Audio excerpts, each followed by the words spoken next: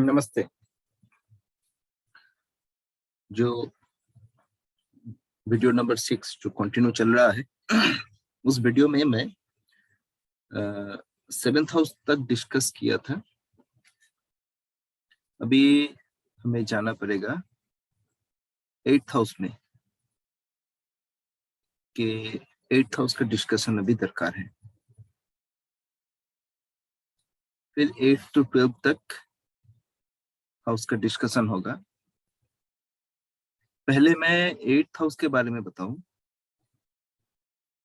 देखिए 8th house का बात अगर करूं तो पहले हमें जो बात करना पड़ेगा, ये पूरा का पूरा जो 12 हाउसेस है, 12 जो हाउसेस है, इन 12 हाउसेस में अगर सबसे भयानक हाउस या लोग तो क्या, पूरा ज्योतिष समाज सब जिस हाउस में डरते हैं, जिस हाउस के बारे में सभी थोड़ा क्या बोलता हूँ, इस हाउस जिस हाउस के बात सुनते ही सबको मन में डर आ जाता है, वो है 8th हाउस। क्यों ये डर? क्योंकि 8th हाउस क्या है, 8th हाउस का जो मैंने सिग्निफिकेशन बताया था, तनु धन फर्स्ट हाउस से लेके, तो 8th हाउस में जाके हमने जो शब्द कहा था, ज्योतिष की भाषा जो है वो है निधन। This is the house of death, मरण का हाउस है। अब मरण की बात मैं थोड़ा क्लियर करूं। देखिए हम लोग तो जीवन जी रहे हैं और जीवन जीते जीते हम सांस ले रहे हैं, सब कुछ देख रहे हैं, खाना खा रहे हैं, सबका अपना अपना हाउसेस है। फर्स्ट हाउस मैं खुद हूँ, सेकंड हाउस मेरा स्पीच है, मेरा खाना है, कारेज है, थर्ड हाउस, 8th हाउस मेरा मरण है या मेरा निधन की जगह। अब निधन मतलब इंसान का शरीर खत्म हो गया, सांस रुक गया, आंख बंद हो गया और वो जग संसार छोड़ के चल पड़ा। उसका बॉडी को कहीं पे जला दिया गया, कहीं पे जमीन में गाड़ दिया गया।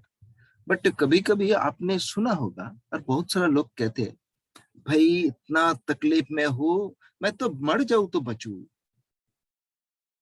मैं मर जाऊं तो बच जाऊं, इतना मेरा तकलीफ है, इतना मेरा पीड़ा है, इतना मेरा कष्ट है कि भाई अभी मर जाऊं तो मैं बच जाऊं। ये जो मर जाऊं, कुछ लोग कहते हैं, कुछ लोग क्यों, एक फिलोसॉफिकल कुछ टर्म्स है, बोला रोज रोज ना मरो, एक दिन शेर की तरह जियो, दरकार पड़े तो मर जाओ।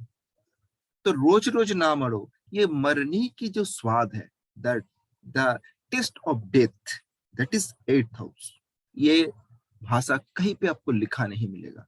The test of death is 8th house. रोज मरने की जो बात है, मरने की पीड़ा, मरण का पीड़ा क्या है किसी को नहीं पता। हो सकता है कुछ लोगों को पता हो सकता है, बट मरण का क्या पीड़ा है? मैं मर जब जब इंसान मर जाता है, जब इंसान मर जाता है, चीज को ध्यान से सुनिएगा। जब इंसान मरता है, उस इंसान मरने के समय क्या पीड़ा होता है, वो ज्यादा से ज्यादा क्यों, वो किसी को मालूम नहीं पड़ता, क्योंकि जो मर गया वो मर गया, उसको पीड़ा क्या पीड़ा उसको मिला किसी को नहीं पता। तो उसीलिए मरण का पीड़ा किसी को नहीं पता। पीड़ा तो सबको ही होता है, कभी हाथ टूट जाता है, हाथ तोड़ जाता है, सर फोड़ जाता है, कोई गोली खा जाता है, बच जाता है, पीड़ा होता है। बट पीड़ा, मरण क्या पीड़ा है, मरण का पीड़ा क्या है, ये किसी को नहीं पता। और 8th हाउस क्या है? जमीन के अंदर हिडन, सेक्रेट, क्या चीज? सेक्रेट थिंग्स, हिडन चीज। अंदर क्या है मुझे नहीं पता, छुपा क्या है मुझे नहीं पता, अननोन क्या है मुझे नहीं पता, अदृष्ट क्या है, नियति क्या है, मैंने तो देखा नहीं, मैंने तो समझा नहीं। That is 8th house. जो पता नहीं वो हम उसके बारे में चर्चा कर रहे हैं, जो हमें मालूम नहीं हम उसका बात कर रहे हैं, वो है मरण। जो पीड़ा हमने कभी सहा ही नहीं, लेकिन मैं समझता हूं मेरा जो पीड़ा है वो मरण की तरह है, that is 8th house, the test of death. 8th house मरण का ही जगह है। Eighth house accident, eighth house suicide, eighth house से हम लोग जो डिजेक्शन, डिस्ग्रेस, हम लोग डिले, डिसअपॉइंटमेंट, हताशा, डर, डर, वरी, एट्थ हाउस का खेल है। डर, एट्थ हाउस हमेशा कोई भी चीज को छुपा के रखता है। और एट्थ हाउस का जो सबसे बड़ा रोल है वो एक इंसान की जो जीवन काल है, उस जीवन काल लॉन्ग होगा या कम होगा, अर्थात लॉन्जिविटी या स्पैन, वो एट्थ हाउस से ही पता लगता है। एट्थ हाउस दुर्भाग्य है, एट्थ हाउस दुख है, एट्थ हाउस बाधा है, एट्थ हाउस हमारा क्षय है। जितना खराब खराब वर्ड है, जितना खराब खराब जो भी है, आप इनसे जोड़ लो, दैट इज एट्थ हाउस। क्या बताया मैंने? मरण की जगह है। लेकिन अब तो कुछ अच्छा बोल दूं, क्योंकि 12 जो भाव है कृष्णमूर्ति पद्धति या केपी एस्ट्रोलॉजी के हिसाब से, इसको मैं इसके बाद मैं डिस्कस करूंगा, जरूर बताऊंगा कि 12 हाउसेस, कोई भी हाउस अच्छा नहीं बुरा नहीं, सब हाउसेस में अच्छा रिजल्ट आ सकता है, सब हाउसेस में बुरा रिजल्ट हो सकता है। अब एट्थ हाउस में इतना बुरा बोल दिया तो एट्थ हाउस का तो कुछ भी अच्छा सुन लो। Eighth house is the house of insurance, eighth house is the house of gratuity, pension. Eighth house है सबसे ज्यादा पैसा। एट्थ हाउस में क्या मिलता है इंसान को?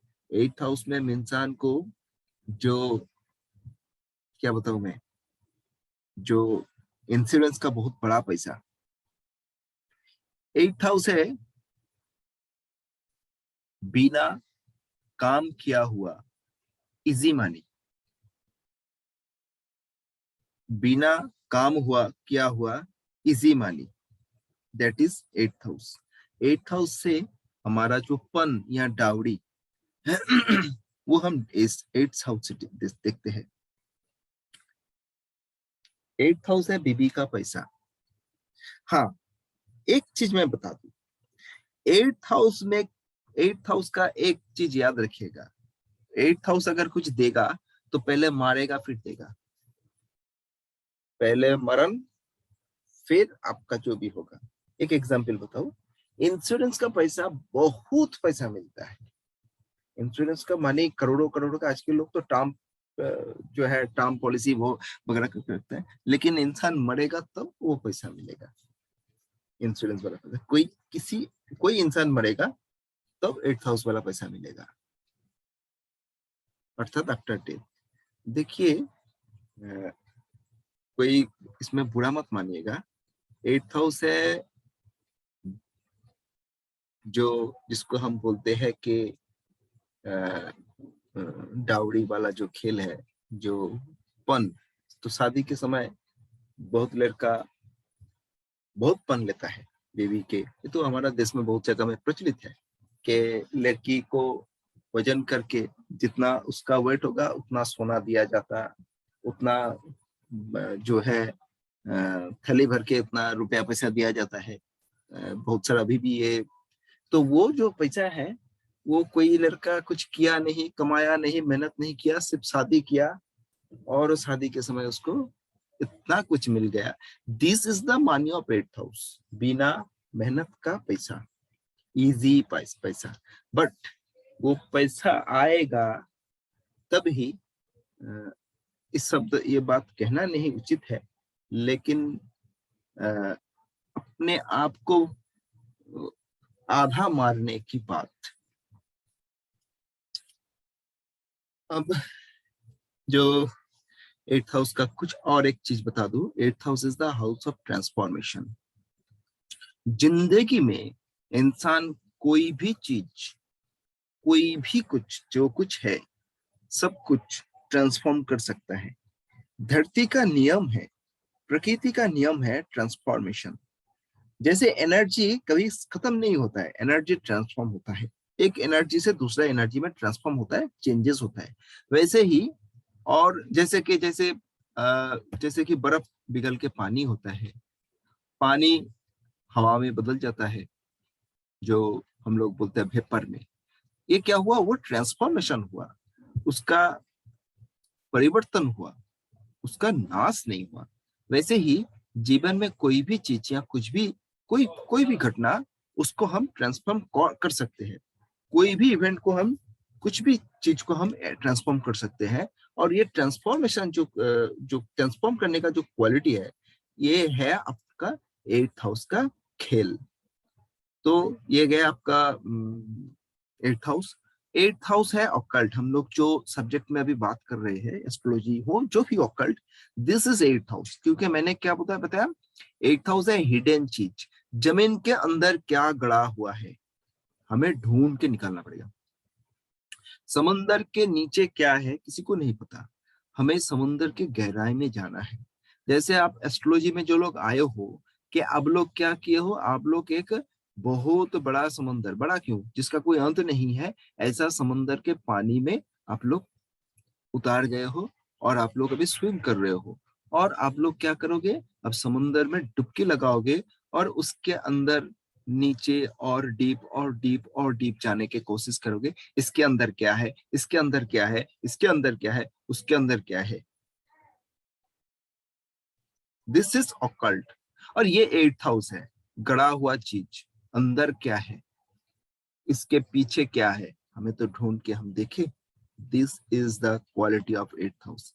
तो 8th हाउस सिर्फ खराब ही नहीं, 8th house, 8th house court कचहरी का जगह है, 8th हाउस LIC इंश्योरेंस की जगह है। तो ये है 8th हाउस का। अब हम आएंगे 9th हाउस में। लेकिन इससे पहले बता दूं कि हम लोग केपी एस्ट्रोलॉजी में या फिर कोई भी ज्योतिष में हम लोग 8th हाउस को बहुत ज्यादा ध्यान देते हैं। 3 दुस्थान है, 3 दुस्थान में 6ठ स्थान, अष्टम स्थान और द्वादश स्थान। केपी एस्ट्रोलॉजी में हम लोग जिस एस्ट्रोलॉजी अभी कर रहे हैं, इसमें हम 8th हाउस और 12th हाउस को बहुत ज्यादा मान्यता देंगे। और केपी मुझे पता नहीं, केपी एस्ट्रोलॉजी के, क्योंकि केपी एस्ट्रोलॉजी उसके बाद बहुत क्या हुआ, उसका उसका मॉडिफिकेशन हुआ। लेकिन हम लोग 8th हाउस और 12th हाउस के ऊपर ज्यादा ध्यान देंगे, और इसके ऊपर अगर हम ज्यादा ध्यान देंगे तो हमें बहुत कुछ आ जाएगा, सब कुछ आ जाएगा, नॉट बहुत कुछ, सब कुछ आ जाएगा। 8th हाउस और 12th हाउस, तो 8th हाउस को ध्यान में रखिएगा। 8th हाउस पीड़ा, तकलीफ, दर्द, जो भी कुछ है सबको खराब कर देने वाला, जो भी कुछ है सबको खराब करने देने वाला क्वालिटी है। क्योंकि ये 8th हाउस क्या करता है, जीवन को नाश कर देता है, मरण को, जो है मरण का हाउसेस है। अब हम लोग जाएंगे 9th हाउस में। अब 9th हाउस में जब हम लोग जाएंगे, 9th हाउस में जाने के समय हमें कुछ चीज याद रखना पड़ेगा। मैं बताया था कि जो ट्राइन, भाप चलित के समय, भाप का जो है वो क्वालिटी होता है, उसमें केंद्र और त्रिकोण बताया था। त्रिकोण था 1st house, 5th house and 9th house. और जो 1st हाउस मैंने क्या बताया था, लगन। 1st हाउस क्या है, लगन। हमारा पहला हाउस जो है, हमारा लगन जो है, असेंडेंट, हम खुद, अगर मेरा ये पत्र है तो मैं खुद हूँ मेरा 1st हाउस, और मैं खुद हूँ मेरा 1st हाउस। और मेरा जो भविष्य है 5th हाउस, वो मेरा 5th हाउस है, मेरा फ्यूचर। और मेरा जो पास्ट है, मेरा जो पास्ट है वो मेरा 9th हाउस है। इस बात को क्यों मैं बता रहा हूँ, क्योंकि मैंने इसके पहले वीडियो में जो बताया था, आप देखिएगा, 5th हाउस को बताया था मैंने संतान भाव या पुत्र का भाव। अब हमारा जो भविष्य है, हमारा जो फ्यूचर है, वो हमारा संतान, हमारा बेटा, वो हमारा फ्यूचर है। सिर्फ फ्यूचर नहीं, मैं ही हूं मेरी बेटे के अंदर, मैं ही हूं मेरे बेटे के अंदर, क्योंकि वो ही उस, क्योंकि मेरे ही कारण वो आया है इस धरती में। वो जेनेटिकली DNA जो भी कुछ लेके, मेरा ही लेके आया है, वो मेरा फ्यूचर है। और वैसा ही जैसे 5th हाउस मेरा फ्यूचर है, ये 9th हाउस हमारा पास्ट है, और हम मेरा पास्ट क्या है? मेरा पिताजी, माय फादर। उसीलिए 9th हाउस को द हाउस ऑफ फादर कहा जाता, क्योंकि हमारी भारतीय ज्योतिष परंपरा में, हमारा सनातन धर्म की सनातन परंपरा में नवम भाव का गुरुत्व या महत्व इतना है कि आर्यभट्ट का जो संस्कार है वो पितृतांत्रिक, पितृतांत्रिक, पुरुषतांत्रिक नहीं, लोग गलत कहते हैं, पुरुषतांत्रिक नहीं, पितृतांत्रिक समाज व्यवस्था।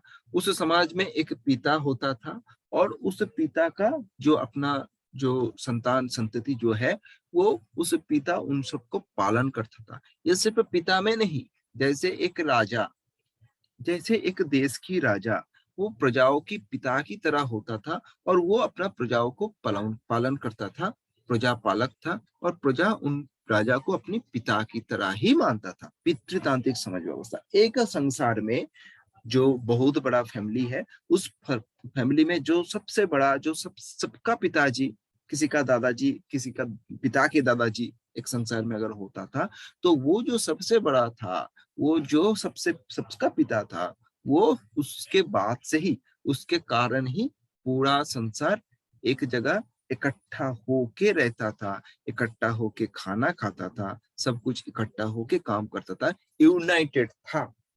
न्यूक्लियस फैमिली पैदा नहीं हुआ था। आज ये 9th हाउस गड़बड़ा गया।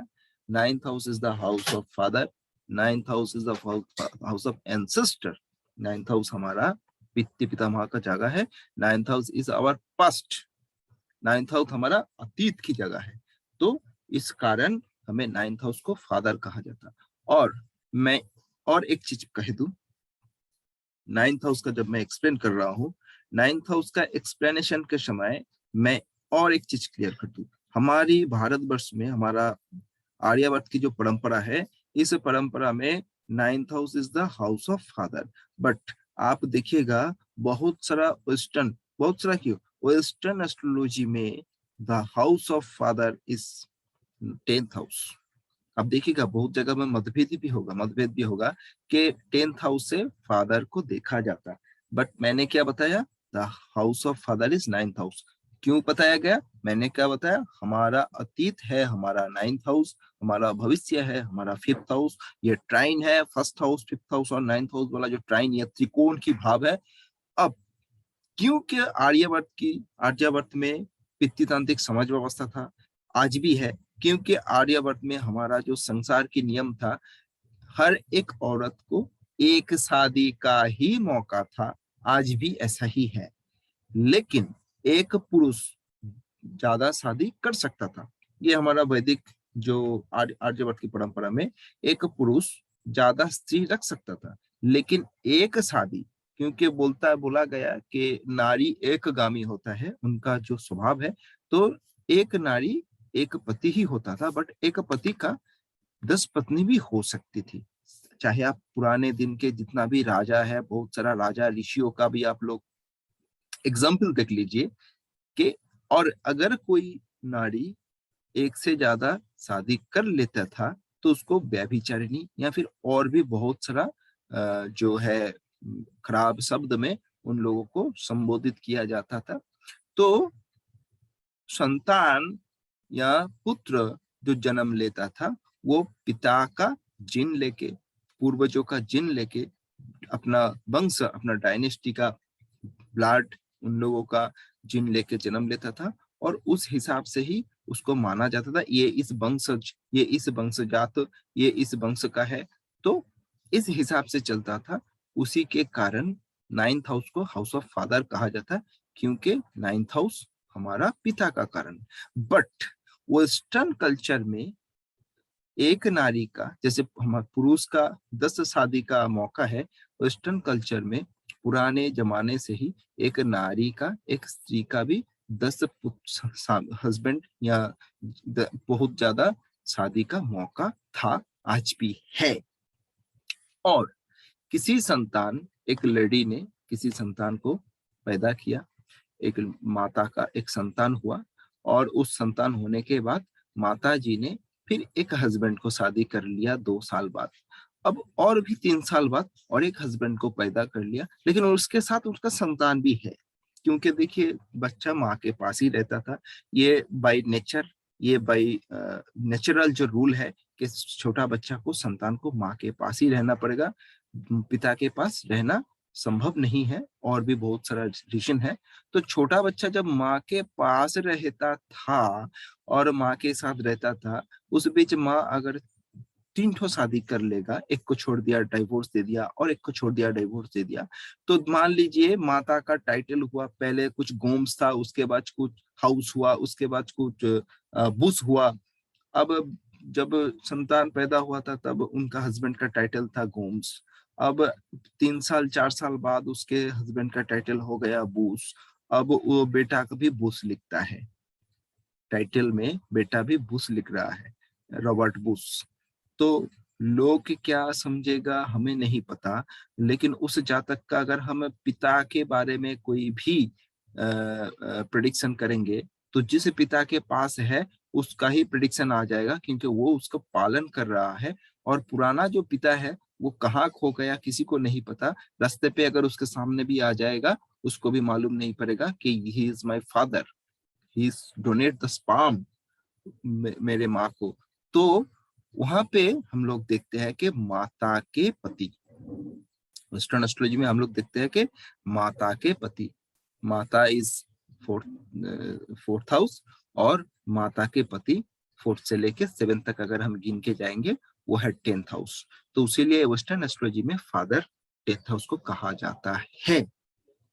लेकिन हमारी वैदिक परंपरा में, हमारे संस्कृति के हिसाब से यहाँ पे फादर इज 9th हाउस, जो हमारा पूर्वज है, जो हमारा अतीत है, जिसको हम जानते हैं। सिर्फ ऐसा ही नहीं, 9th house is the house of Guru, 9th house is the house of religion, 9th house is the house of भगवान, सब कुछ। अब 9th हाउस अगर हाउस ऑफ गुरु है, तो इस हिसाब से भी हम 9th हाउस को हाउस ऑफ फादर कह सकते हैं। क्योंकि हमारे देश में जो भी संतान, जो भी जातक पैदा होता था, वो जिस वंश में पैदा होता था उसका कर्म उस वंश से ही रिलेटेड होता था, क्योंकि यहाँ वर्णाश्रम व्यवस्था था। चासी का बेटा चासी होगा, लोहार का बेटा लोहार होगा, कमार का बेटा कमार होगा, कुमर का बेटा कुमर होगा, या जो तांती है उसका बेटा भी तांती होगा। अब छोटा बच्चा घर में जो भी है, छोटा से थोड़ा बड़ा हो गया, तो वो क्या करेगा, अपने पिता के साथ खेती में चला जाएगा, या अपना जो लोहार है उसके साथ अपनी जो फैक्ट्री है वहां पे चला जाता था प्राचीन काल से ही। और पिता के पास से ही पहला जो शिक्षण, कर्म के शिक्षण, देखिए कर्म शिक्षण क्यों लिया जाता, सीधा सीधा बात है, इंसान को अपना जिंदगी बनाने के लिए, अपना जिंदगी निभाने के लिए कर्म इसलिए करना पड़ता है कि जिंदगी का जो रसद, जीवन बिताने के लिए जो रसद चाहिए, उस रसद को जुगाड़ करने के लिए कुछ कर्म किया जाता है, क्योंकि उस कर्म के विनिमय में, उस कर्म के अगेंस्ट में उसको कुछ कमाई होगा। जो कमाई होगा उस कमाई से उसका घर परिवार संसार सब चलेगा, तो उसको कर्म करना पड़ेगा। कर्म करने के लिए काम सीखना पड़ेगा। तो पहले जमाने में काम का जो एरिया था वो ऐसा ही था कि बेटा पिता के पास जाके ही काम सीखना चालू करता था, ज्यादा मैक्सिमम। और जिसके पास से हम कुछ भी सीखेगा वो हमारा गुरु है। तो इसीलिए 9th house is the house of Guru, house of father also. देखिए 9th हाउस मैंने बताया कि गुरु का हाउस है, उस हिसाब से हम 9th हाउस को हाउस ऑफ हायर एजुकेशन भी कह देंगे। केपी एस्ट्रोलॉजी में जैसे सेकेंड हाउस को बताया मैंने, क्या second house is the house of preliminary studies, 4th house general studies graduation तक। अब 9th हाउस को हम लोग ऐसा सोचेंगे, master degrees, PhD, higher study. 9th house में जो हायर स्टडी वाला जो भी काम है वो हम 9th हाउस में करेंगे। 9th house is the house of teaching. मैं जो कोशिश कर रहा हूं आप लोगों को थोड़ा समझाने की या जो भी पढ़ाने की, this is the role of 9th house. 9th house दूर भ्रमण, दूर भ्रमण, लॉन्ग ट्रेवल्स। जैसे मैंने बताया कि third house is short short travels, छोटा छोटा। नाइन्थ हाउस इज थोड़ा लॉन्ग ट्रेवल्स। अगर नाइन्थ हाउस के साथ ट्वेल्थ का कनेक्शन आएगा तब विदेश जाएगा। अब हम नाइन्थ हाउस तक हूँ। Ninth house is the house of क्या, दूर भ्रमण। तो यहां तक मैंने बताया नाइन्थ हाउस के बारे में। अब हम आएंगे टेंथ हाउस। देखिए टेंथ हाउस में अगर हम जाएंगे तो यहाँ पे मैं एक चीज को स्पष्ट करूं। टेंथ हाउस मैंने क्या बताया था, कर्म। क्या बताया था मैंने, कर्म। जैसे कि एक से गिन के जाएंगे तो सिंगल वार्ड में जो मैं बताया था वो सिंगल वार्ड में हम टेंथ हाउस को कर्म का हाउस कहते हैं। अब टेंथ हाउस अगर कर्म का हाउस है तो कर्म कैसा। इसके पहले मैं सिक्स हाउस के बारे में बताया था। Six house is our self effort, या अपना स्व प्रचेष्टा से कुछ काम करना, मेहनत करके काम करना। बट टेंथ हाउस ऐसा नहीं है खुद अपना मेहनत करके कुछ काम कर लो। Tenth house is our area of our work place, कर्म की जगह। ऑफिस, ऑफिस कहो, दफ्तर कहो, टेंथ हाउस।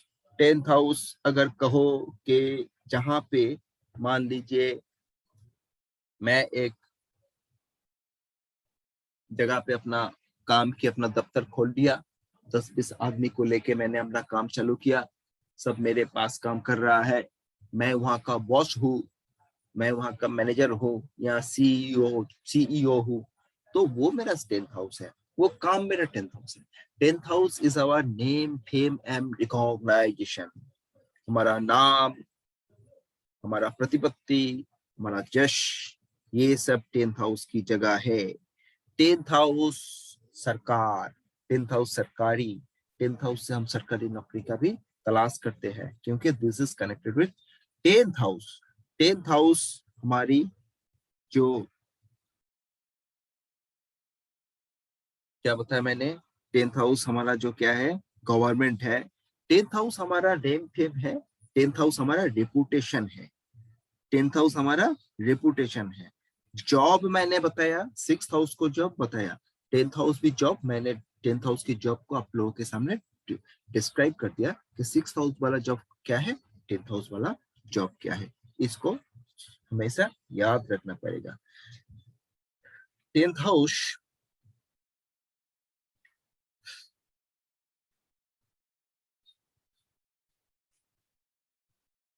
के बाद हम जाएंगे हमारा 11th हाउस में। पहले तो इसके टेंथ हाउस को मैंने बताया भी दिया कि वेस्टर्न एस्ट्रोलॉजी का हिसाब से tenth house is the house of father, but not my father who gave me birth. 10th house is my father who is the husband of my mother. अब हम जाएंगे 11th हाउस में। 11th house का बात अगर कहूं तो सबसे दरकारी हाउस है 11th हाउस। क्यों दरकारी हाउस सभी है। देखिए 11th हाउस को मैंने क्या बताया था, आय। अब मैं जो शब्द कह रहा हूं वो है 11th house is the house of success. 11th house is the house of wish and desire fulfilment. आज के जमाने में सब लड़ रहा है, झगड़ रहा है, झगड़ रहा नहीं, लड़ रहा है कि मैं आगे पहुंचू। एक इंटरव्यू हो रहा है, 2 लोगों का वहां पे नौकरी मिलेगा और 10,000 लोगों ने फॉर्म फिलअप कर दिया। सिर्फ इंटरव्यू नौकरी का ही नहीं, एक जगह में टेंडर निकलेगा, एक ही ऑक्शन हो रहा है और उस ऑक्शन में एक ही इंसान उस चीज को खरीदेगा। 100, 200, 500 अमीर आदमी आके बटा है ऑक्शन में, मैं उसको पिक कर लू, मैं ले लू। कंपटीशन, बट सक्सेस उसका होगा जिसका 11th हाउस चलेगा। This is the house of success with fulfilment. 11th house is the house of victory, जय। क्या, जय। 11th house is the house of regular income, liquid flow of money. देखिए हम लोग कोई नौकरी करते हैं, मैंने क्या बताया, 10th हाउस इज आवर कर्म, 10th हाउस इज आवर कर्म की एरिया, जो भी बताया कर्म, और 11th हाउस हमारा तनख्वाह। हम ऑफिस में जॉब करते हैं, मैं भी कुछ तनख्वाह लेता हूँ, जो मैं तनख्वाह लेता हूँ वो मुझे महीना में भी मिल सकता है, वो मुझे हफ्ता में भी मिल सकता है, वो मुझे दिन के बाद शाम को भी मिल सकता है, और हर रोज मिल सकता है, हर महीना मिल सकता है, हर हफ्ता मिल सकता है। Rhythmically regular flow of money, regular income, that is 11th house. कभी कभी बीच बीच में रुक रुक के आता है, कभी आता कभी नहीं आता, वो सब अलग अलग चीज है। जैसे मैंने बताया कि 8th हाउस का क्या है, कोई इंसान मर गया, उसका इंश्योरेंस में LIC में जो था उसका सबको मिल गया, करोड़ों करोड़ों मिल गया, लाखों लाखों मिल गया उसका बेटे का, तो उसका बेटे का जो था उसका 8th हाउस में पैसा था, तो उसका 8th हाउस वाला पैसा है। बट ये जो है हम काम करके रेगुलरली जो पाते हैं वो हमारा रेगुलर इनकम की जगह है। 10th हाउस के बाद अगर हम 11th हाउस कहेंगे, तो 11th हाउस में और एक चीज हम लोग देखते हैं, 11th house is the house of friends, दोस्त यारी, दोस्त की यारी वाला जगह है 11th हाउस। 11th हाउस हमारा एग्रीमेंट, 11th हाउस हमारा एग्रीमेंट, 11th हाउस कोई भी अगर हम लोग एग्रीमेंट करते हैं वो वहां पे हमारा 11th हाउस का रोल दिखाई देता है। अब हम आएंगे 12th हाउस में। जैसे मैंने बताया 8th हाउस को मोस्ट डेंजर हाउस, वैसे मैं पहले बता दूं 12th हाउस को भी। 12th हाउस जो हाउस ऑफ व्यय, 12th हाउस हमारा हाउस ऑफ व्यय, व्यय मतलब एक्सपेंडिचर, खर्चा। अब खर्चा मतलब सिर्फ पैसा खर्चा नहीं, मैं खुद खर्चा हो जाऊं वो भी 12th हाउस है। मैं खुद खर्चा हो जाऊं, इस शब्द को आप लोग ध्यान में सोचिए।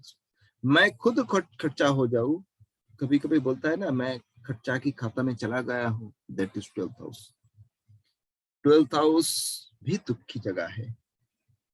12th हाउस भी हमारा क्या है, जो दुख है, बट वो छुपा हुआ दुख है। दुख 8th हाउस का जो दुख है मैं प्रकाश कर दिया, बट 12th हाउस का दुख जो है वो मैं प्रकाश नहीं कर रहा हूँ। 12th हाउस हमारी नींद की जगह है, 12th हाउस हमारा बिस्तर जहाँ पे हम सोते हैं। अब देखिए, इंसान रात को जब सोता है, हम लोग जब नींद नींद में चले जाते हैं, तो नेक्स्ट दिन सुबह हम उठ पाएंगे कि नहीं हमें नहीं पता। हमने सो तो पड़ा, लेकिन हम विश्वास के साथ सोते हैं, आज मैं तो सो गया, कल सुबह मैं 6 बजे उठ जाऊंगा, 5 बजे उठ जाऊंगा, 4 बजे उठ जाऊंगा। इस विश्वास से हम सोते हैं तो हम लोग उठ भी जाते हैं। अब जब हम सोते हैं, जब हम नींद में जाते हैं, तो नींद के समय हम दुख दर्द पीड़ा, मान लीजिए मेरा हाथ तोड़ गया, बहुत दर्द हो रहा है, दिन भर मैं पेन किलर्स ले रहा हूँ, पेन किलर्स लेते लेते लेते लेते मैं उस दर्द को छुपा रहा हूँ, और मेरा रात हुआ, अपने आप नींद आ गया, मैं 3-4 घंटा सो लिया, उस 3-4 घंटा में मेरा रिलीफ हो गया। नींद के समय वो पीड़ा भी मुझे कुछ नहीं कर पाएगा। 12th house is the house of मोक्ष। इंसान जो हमारा जिंदगी है इस जीवन में, जब हम इस धरती में आए हैं, जब हम इस संसार में, जग संसार में आए हैं, तब इस जग संसार में हमारा कुछ आने का रीजन रहता है, और वो रीजन क्या है, हमारा कर्मफल। हम हमें अपना कर्मफल भुगतना ही पड़ता है, लेकिन हम हमेशा चाहते हैं कब हमें इससे मुक्ति मिले, कब हमें इससे मुक्ति मिले, कब हमको मोक्ष मिले। किससे मोक्ष मिले, मैं जो तकलीफ झेल रहा हूं उसको पार होके जाऊं, बेड़ा पार हो जाए। वो बेरा पर हो जाना मतलब मैं इस सब को छोड़ छाड़ के रिलीफ मिल जाए मुझे, बट ये संभव नहीं होता है। मोक्ष किसी को नहीं मिलता है, क्योंकि कर्म फल के कारण, कर्म के कारण इंसान की जो लाइफ है, ये life cycle next birth next birth next birth चलता ही रहता है। जब कोई अपने इस कर्म के ऊपर चला जाएगा तब उसका कोई बर्थ, कोई डेथ कुछ नहीं रहेगा। ये हमारा परंपरा की, ज्योतिष आर्यवर्ती की परंपरा, सनातन की परंपरा की विश्वास है। 12th house is such a house जहां पे हम मोक्ष प्राप्त कर सकते हैं। मैं जैसे आपको वो पेन वाला जो एग्जांपल बताया, आप सोचिएगा 12th हाउस हमारा स्कैंडल की जगह है, इन्वॉल्वमेंट ऑफ स्कैंडल, हम लोग स्कैंडल में जड़ित हो जाते हैं 12th हाउस की का। देखिए 12th हाउस क्या है?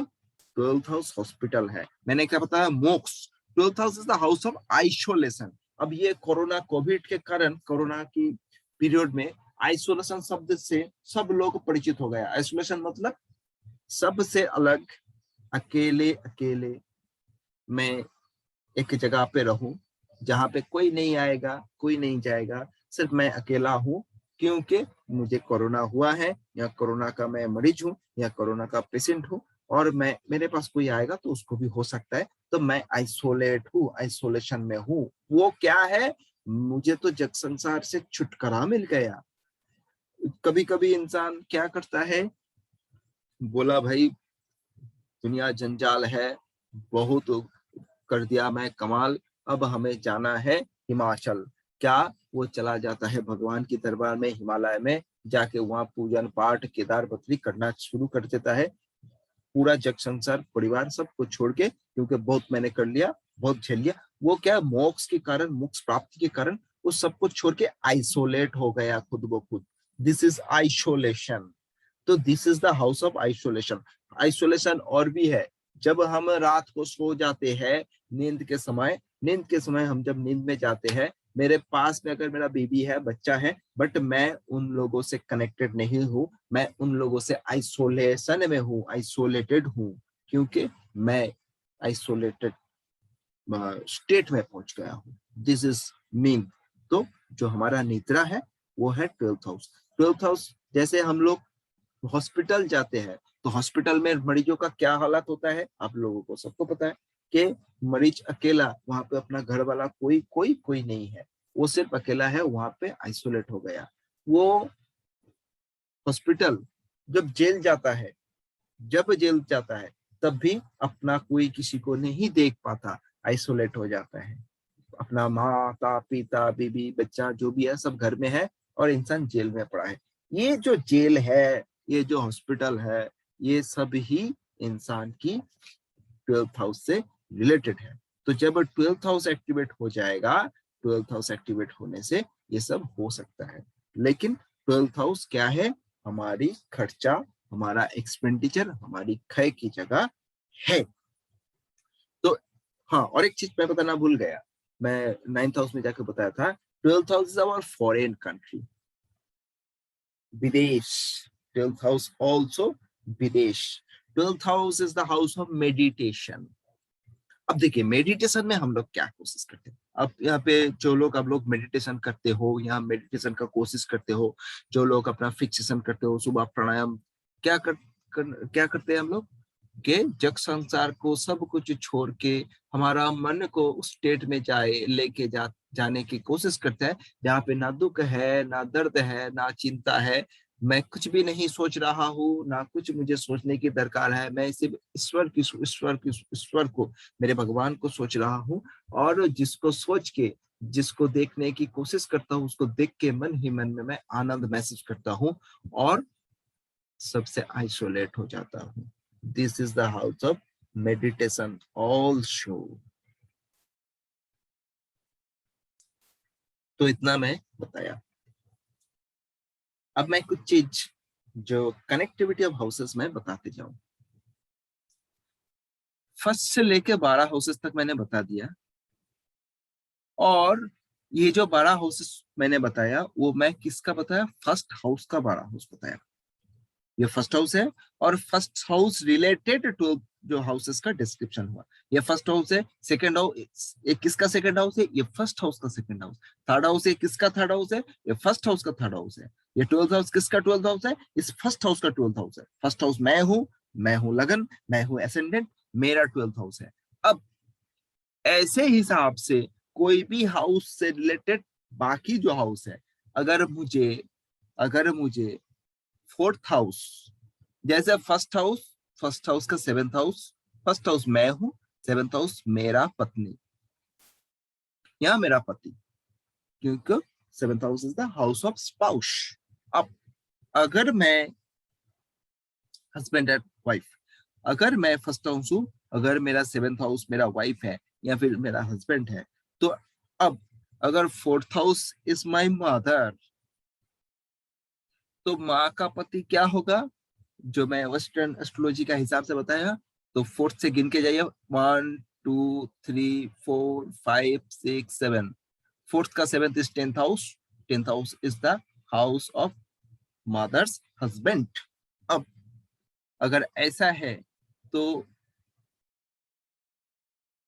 और एक चीज तो बोलना ही पड़ेगा, अगर मैं फर्स्ट हाउस हूँ और बताया गया कि मेरा brother is my third house, brother या सिस्टर, क्योंकि ब्रदर और सिस्टर क्या बताया मैंने, अगर मैं एक हूँ और मेरा थर्ड हाउस मेरा जस्ट मेरे बाद वाला ब्रदर या मेरे बाद वाला सिस्टर, मेरे बाद, क्योंकि बहुत सारा भाई बहन हो सकता है, लेकिन मेरे बाद वाला जो भाई है या बहन है वो है थर्ड हाउस।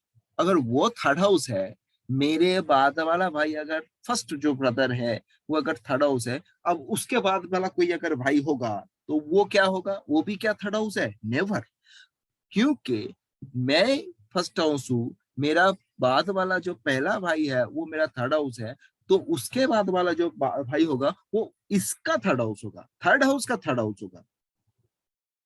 मेरा थर्ड हाउस अगर, मेरा एक भाई, मेरा बाद वाला भाई मेरा थर्ड हाउस है, तो उसके बाद वाला जो भाई होगा वो मेरा कौन सा हाउस होगा, थर्ड हाउस का थर्ड हाउस। 1 2 3, 3 4 5, 1 2 3, जहां से हम गिन रहे हैं वहीं से गिनना पड़ेगा, उस हाउस लेके गिनना पड़ेगा, उस हाउस लेके गिनना पड़ेगा। 1 2 3, 3 4 5, अर्थात fifth house my second brother. अब देखिए थर्ड ब्रदर तो क्या होगा, सोचिएगा, सेवेंथ हाउस। ओके, अब हम आते हैं और एक चीज में, मेरा मेरा बेटा मेरा फिफ्थ हाउस है। कौन सा बेटा, मेरा फर्स्ट चाइल्ड, मेरा पहला संतान मेरा फिफ्थ हाउस है। अब दूसरा संतान क्या होगा, दूसरा संतान क्या होगा, मेरा पहला बेटा का भाई होगा, उसका डबल होगा।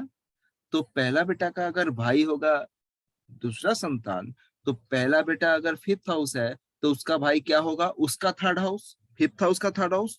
तो 5 6 7, 1 2 3, seventh house is my second child. First child is fifth house, second child is seventh house. अगर थर्ड चाइल्ड को ढूंढू, थर्ड चाइल्ड मुझे देखना है, तो आप गिन के देखिएगा नाइन्थ हाउस। फोर्थ चाइल्ड अगर है तो गिन के देखिएगा इलेवेंथ हाउस। अब हम आते हैं, मैंने बताया मेरा बाद वाला भाई क्या है, मेरा थर्ड हाउस। वो ठीक है, कोई बात नहीं है, मेरा बाद वाला भाई मेरा थर्ड हाउस है। अच्छा, ये भी तो हो सकता है मेरे ऊपर एक भाई है जिसका मैं भाई हूं, मेरे ऊपर एक मेरे दादा है, एल्डर ब्रदर है, जिसका मैं भाई हूं, वो कौन सा होगा, मेरा पिछला थर्ड हाउस, क्योंकि उसका मैं थर्ड हाउस हूं। मेरा पिछला थर्ड हाउस क्या हुआ, फर्स्ट हाउस का पीछे जाइए, 1 12 11, तो मेरा एल्डर ब्रदर क्या होगा, मेरा इलेवेंथ हाउस। इलेवेंथ हाउस से गिन के देखिए, 1 2 3, मैं उसका भाई हूं। ठीक है, ऐसे चलेगा लॉजिकली। मेरा एक बीबी है जो मेरा सेवेंथ हाउस है। अब कुछ ना कुछ कारण मैं दो शादी कर लिया, हो सकता है, या मेरा एक हस्बैंड है वो मेरा सेवेंथ हाउस है, मैं एक और भी हस्बैंड डिवोर्स के कारण हो सकता है, और भी कुछ कारण है, तो वो क्या होगा। देखिए, हमारे पिछला, अगर मैं अगर इस मेल चार्ट का बात कर रहा हूँ, तो पहले जमाने में जब कोई इंसान एक शादी कर लेता था, एक बेबी लाया, बेबी 4-5 साल हो गया, बोला और एक बेबी लाऊंगा। तो बेबी जो लाएगा नया बेबी, वो क्या होगा, बड़ा जो बेबी है उसका छोटी बहन की तरह होगा, बहन की तरह होगा। तो वो क्या बोलेगा, उसका डबलिंग हो गया, क्या हो गया।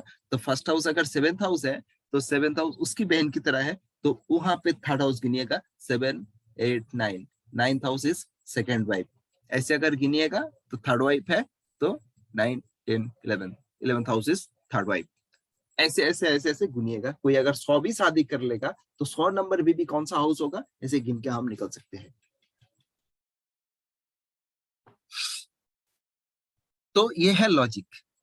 जैसे और एक चीज बताऊं, जैसे fourth house is my mother, याद रखिएगा, ये देखिएगा और आप लोग भी इसको घुमा फिरा के देखिएगा। Fourth house is my mother. अच्छा, मेरा तो मामा भी हो सकता है, जो माता के जो भाई या मौसी भी हो सकता है, माँ के बहन है। तो वो कैसा होगा, अगर मेरी माँ की छोटी बहन मेरा मौसी है, या माँ की जो बाद वाला भाई है मेरा मामा है, तो मेरा कौन सा हाउस होगा। माँ अगर फोर्थ हाउस है, तो फोर्थ हाउस का भाई क्या होगा, फोर्थ हाउस का भाई क्या होगा, फोर्थ हाउस का भाई या बहन क्या होगा, जस्ट उसके बाद वाला 1, 2, 3, 4, 5, 6। सिक्स हाउस इज माई मामा या मौसी। अगर माँ की बड़े मौसी, बड़े दीदी, मेरे अगर बड़ा मौसी या बड़ा मामा जो मेरे माँ से बड़ा है, जो माँ से बड़ी है, उसको कैसे मैं कनेक्ट करूंगा, फोर्थ में चला जाऊं। तो बड़ा है तो कहाँ पे जाना पड़ेगा, पीछे जाना पड़ेगा, कहाँ पे, 4, 3, 2, सेकेंड हाउस। तो मेरे बड़ा मौसी या बड़ा मामा मेरा सेकेंड हाउस हुआ, मेरा सेकेंड हाउस हुआ। फोर्थ हाउस का तो थर्ड ऐसे पीछे आया, फोर्थ हाउस का तो आगे सामने का, बट मेरा सेकेंड हाउस हुआ। जैसे मेरा बेबी मेरा 7th हाउस है, तो मेरा दूसरा बेबी मेरा 9th हाउस है। 7th हाउस का थर्ड हाउस है, बट मेरा 9th हाउस है। याद रखिएगा, समझिएगा, सही तरह समझ लीजिएगा। और ऐसे हम लोग किसी भी रिलेशंस को घुमा फिरा के घुमा फिरा के घुमा फिरा के रिलेशंस को देख सकते हैं। और भी बहुत सारा रास्ता है, किसी भी हाउस का, किसी भी हाउस से रिलेशन अगर हम देखना चाहेंगे तो हम इस हिसाब से ही देखेंगे। जैसे कि मैं आप लोगों को बताऊं कि मान लीजिए कि मैं बताया कि मेरा प्रॉपर्टी, मैं एक घर घर घर लूंगा, घर या एक हाउस या बिल्डिंग कुछ बनाना है, लेना है। तो वो क्या है, मेरा फोर्थ हाउस, मेरा घर मेरा फोर्थ हाउस है। बढ़िया बात है, मेरा घर मेरा फोर्थ हाउस है।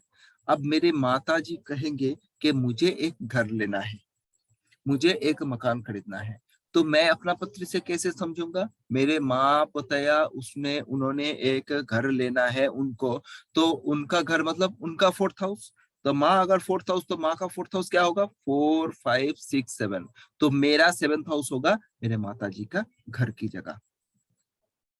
जब प्रिडिक्शन करना है हमें ढूंढना पड़ेगा कला से, बट हमें जाना पड़ेगा उस जगह में।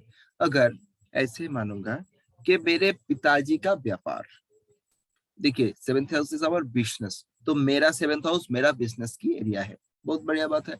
अगर मेरा पिताजी का कोई व्यापार है, बिजनेस है, उसको मैं कैसे देखूंगा, देखिए पहले तो मेरा पिताजी पे जाना पड़ेगा, मेरा पिताजी इज माई 9th हाउस। पिताजी का व्यापार तो कैसा होगा, तो हमें 9 से गिनना पड़ेगा, 1, 2, 3, 4, 5, 6, 7। पिताजी का business is my third house. ऐसे ऐसे ऐसे ऐसे हम लोग घुमा फिरा के एक चार्ट को देख सकते हैं। लाइफ का किसी भी इवेंट को हम लोग समझ सकते हैं कि कौन सा इवेंट कैसा होगा, कौन सा। अब और एक चीज मैं बताऊं, बोलते बोलते मैं जैसे देखिए मैंने क्या बताया, जब 8th हाउस वाला बात कह रहा था, तब मैंने बताया कि 8th house is the house बीबी का पैसा। क्यों बीबी का पैसा बताया, देखिए मेरा पैसा क्या है, मेरा पैसा क्या है, माई सेकेंड हाउस, मेरा सेकेंड हाउस मेरा पैसा है। अब मेरा बीबी है मेरा 7th हाउस, तो उसका पैसा क्या है, उसका पैसा है उसका सेकेंड हाउस, इसीलिए 8th हाउस है बीबी का पैसा। शादी के समय जब किसी इंसान को मिलता है, वो क्या मिलता है, बीबी को जो दहेज मिलता है, वो किसी लड़की को उसके पिता माता घर वाले लोग उसके साथ वो देता है कि वो उसका धन है, वो लेके जाए। वो उसका धन है, वो लेके जाए, सोना हीरा जौहरात पैसा रुपया जो भी है, वो बूढ़ा बूढ़ा भड़के भी जो भी देगा वो उसको देता है कि वो लेके जाए, वो सुखी रहे, वो अच्छा रहे, जो भी है उसीलिए वो दहेज दिया जाता है। और इसको क्या होता है, जिसने शादी किया उसको बिना मेहनत का पूरा पैसा मिल जाता है, इसीलिए 8th house is the unearned money. अब किसी का भी पैसा, अगर पिता का पैसा देखना है, फादर इज 9th हाउस, तो फादर का सेकंड हाउस क्या होगा, 10th हाउस। तो 10th हाउस इज द पैसा ऑफ फादर, पिताजी का पैसा। तो इस हिसाब से हम कह सकते हैं हमारा एंसेस्टर का जो टका, जो रुपया पैसा, पिताजी का जो भी रुपया पैसा बैंक बैलेंस में जो भी है कितना है, वो 10th हाउस। हम लोग ऐसे ऐसे ऐसे जाते हैं। जैसे कि देखिए, मेरा संतान मेरा 5th हाउस है, मेरा संतान मेरा 5th हाउस है, सही बात। मेरा संतान अगर मेरा 5th हाउस है, तो मेरा हस्बैंड का संतान कौन सा हाउस होगा, हस्बैंड के मैं गिन के जाऊं या वाइफ से गिन के जाऊं, तो कहां पे जाएंगे, 7th हाउस से 1 2 3 4 5, 11th हाउस। तो 11th house is the house of संतान ऑफ हस्बैंड और वाइफ। मेरा मेरा 11th हाउस। तो ये सब जो है, ये हाउस देखने का जो कला है, हाउस देखने का तरीका जो है, मैं इतना तक बताया। और इसके आगे आप लोग सभी हाउस के बारे में पढ़ पढ़ के समझ के और भी इसको आगे बढ़ाइएगा, और भी इसको आगे निकल के लेके जाइएगा। मैं आप लोगों को यहाँ इस जो वीडियो में इतना हाउसेस के बारे में जो भी बताया, आप लोग इसको समझ के रखिएगा और बढ़िया ढंग से हाउस के बारे में समझ जाइएगा। यहाँ पे इस वीडियो में खत्म करता हूँ। नमस्कार।